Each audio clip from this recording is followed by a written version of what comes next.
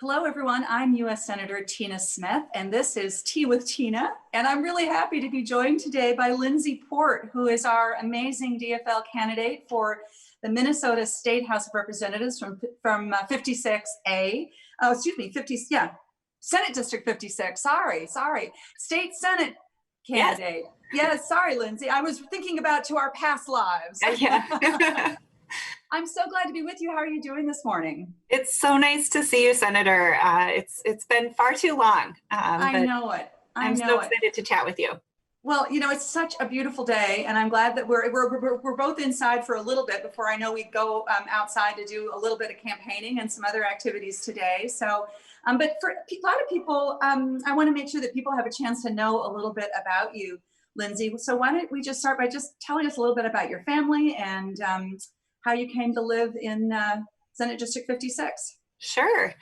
I grew up in South Dakota, but came to Minnesota for college and will never live anywhere else. I fell in love with Minnesota and just knew this was where I wanted to raise my family. So when my husband and I got married, we found our home here in Burnsville, and we hope this is where we'll live forever, where we'll raise our girls. I have two kids.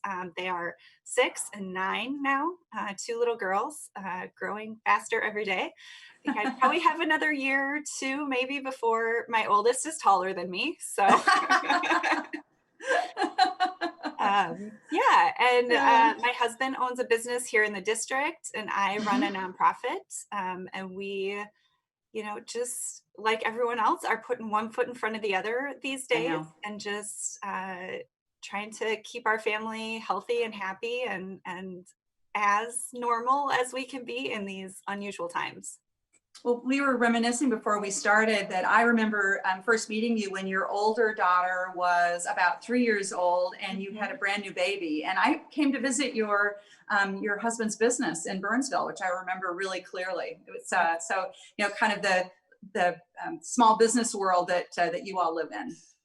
Yeah, it's I vividly remember that. That was kind of our first foray into sort of political life, really getting to know our elected officials. My state rep at the time was Will Morgan, and he was just such an advocate for us, and introduced us to you. And it was kind of those first years in my life where I really saw the connection between the work our really state level legislators do that affects our day-to-day lives so much. Right. Well, and you live in such an interesting district. 56A is a district that isn't a clearly Democratic district or Republican district. It's really,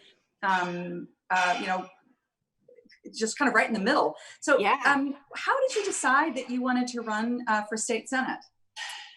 I think you're exactly right. Our district is kind of right in the middle, and it's changed a lot over the last 10 years. We have a really vibrant senior community here who's built this district, who's lived here for decades.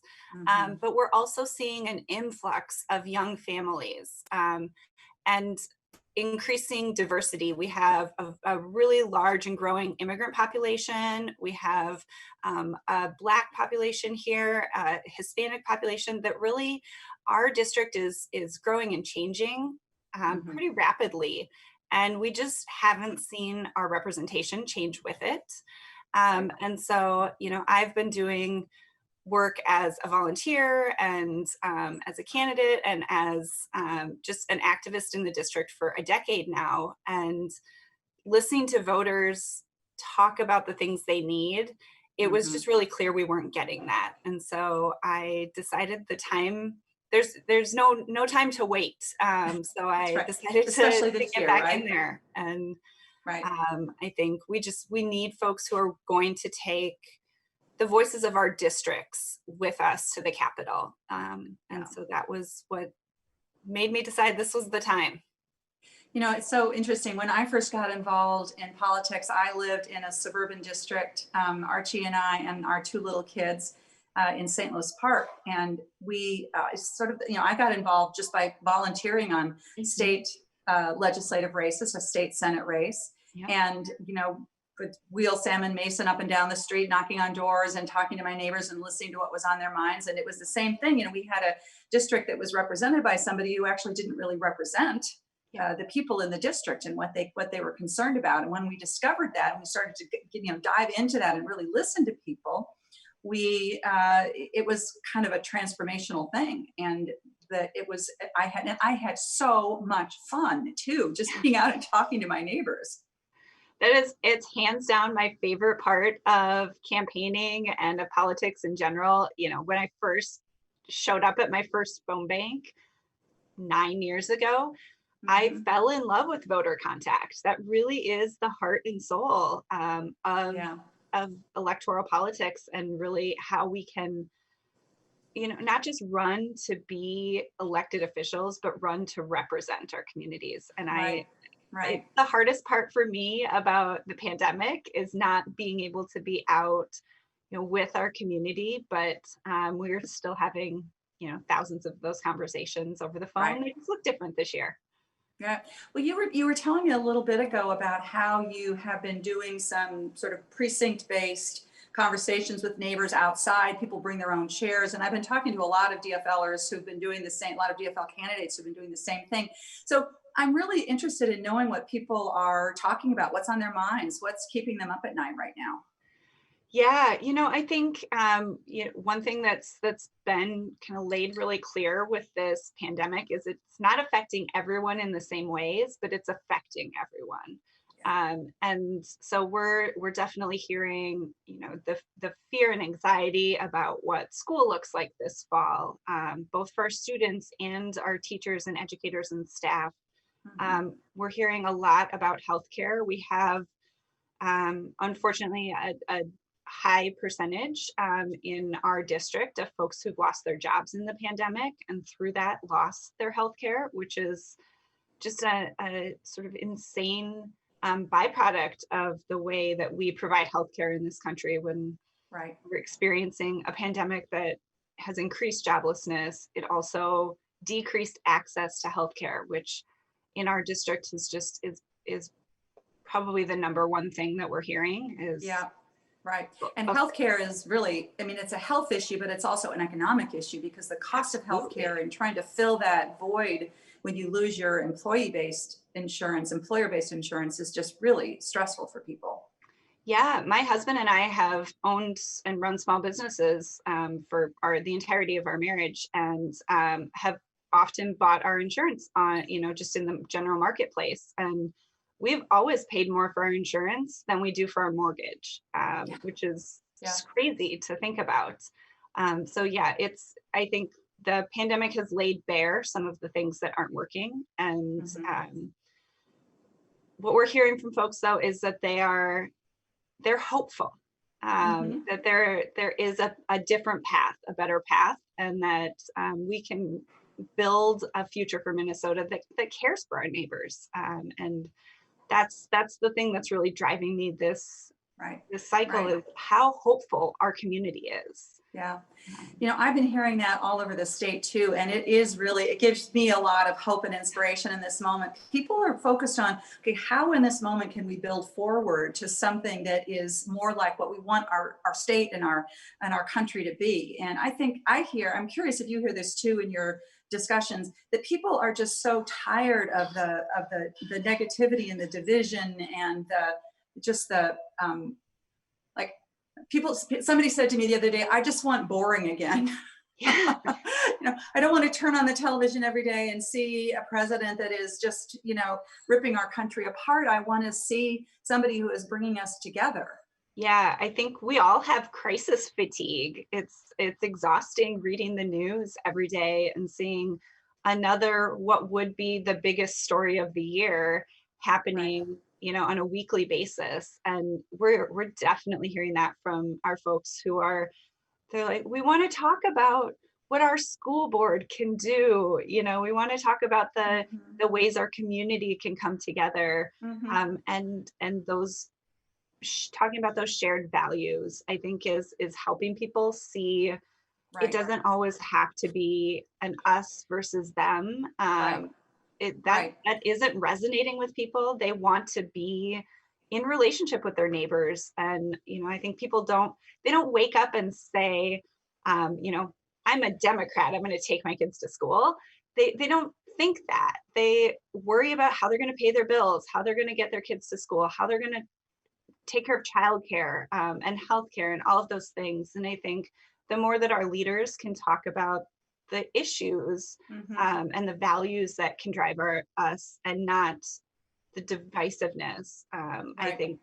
I think that's exactly, I think that's exactly right. And, I'm curious because I'm hearing this all over the state as well. People are looking for us to be able to make progress on the fundamental issues that they care about. We had talked about healthcare, about common sense gun safety, around progress towards addressing climate change and a clean energy future. They want to believe that we can make progress on those issues as long as we sort of stop this obstructionist, kind of bury your head in the sand attitude that I think too many people have on the other side, frankly. Yeah. No, I think that's exactly right. And that's, a big part of why I decided to run this year, is because we do have a chance to flip the Senate and actually pass so much of the meaningful legislation that the House has passed and just hasn't even gotten hearings in the Senate. It's not even, we disagree on principles or specifics. We're just not even having the conversation, and that's doing a disservice to our communities, because these are big challenges facing the people that are neighbors, and we have a responsibility to address them. Right. So what are examples of a couple of things that got passed out of the State House that didn't get passed in the Senate that would change if Democrats were in charge of the Senate? Yeah, so two big ones that have been really important in my district are the 100% plan, which the House has just done some champion work on, which would get us to carbon neutral by 2030 and put us on a really good path to at least stopping the damage of climate change that we're seeing, which didn't even get hearings in the Senate. So that's been frustrating. And they passed that 2 years ago. And then the other one, which has been just is a really close to my own heart issue and has been really frustrating for me to see my current senator has sort of championed against this, is the conversion therapy ban for LGBT youth that protects LGBT youth from the harmful practice of conversion therapy. And not only did the Senate block that, but they celebrated it.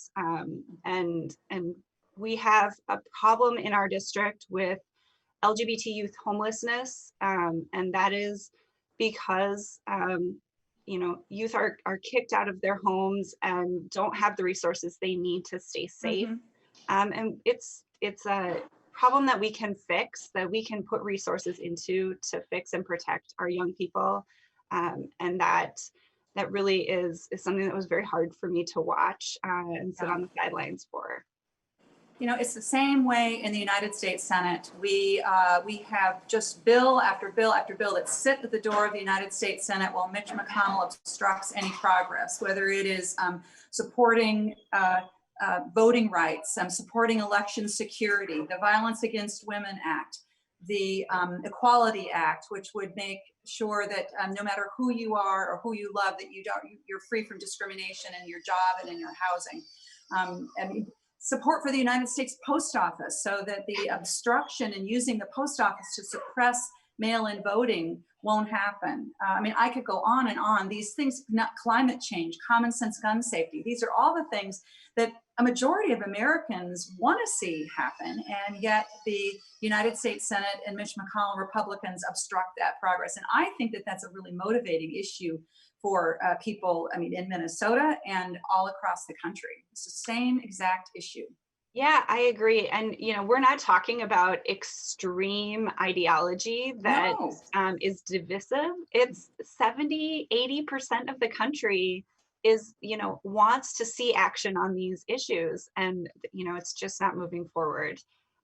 So we're so thankful to have you in the Senate, and as someone who's raising 2 little girls, it's a joy to be able to talk to them about that. We have 2 women senators, and we have Angie Craig is our amazing congresswoman. Yeah, that's right. It's been really helpful for us to show them the amazing leadership that they can grow up to be. Well, it's so interesting because we're coming up on the 100th anniversary of women's suffrage, and Yes. I was just looking. There are 65 women in the Minnesota State Legislature out of 201, and there are 25 women in the United States Senate out of 100, and so women, women still have a ways to go in terms of making progress in our politics and our governing. So, how do you think about yourself as a woman candidate in this moment, in this really kind of historic time? Yeah, I mean, this is what I do in my professional life. I run a nonprofit that supports increasing diversity in both elected office and in staff and political staff. So we support women, young people, people of color, people from the queer community who want to be leaders in their community.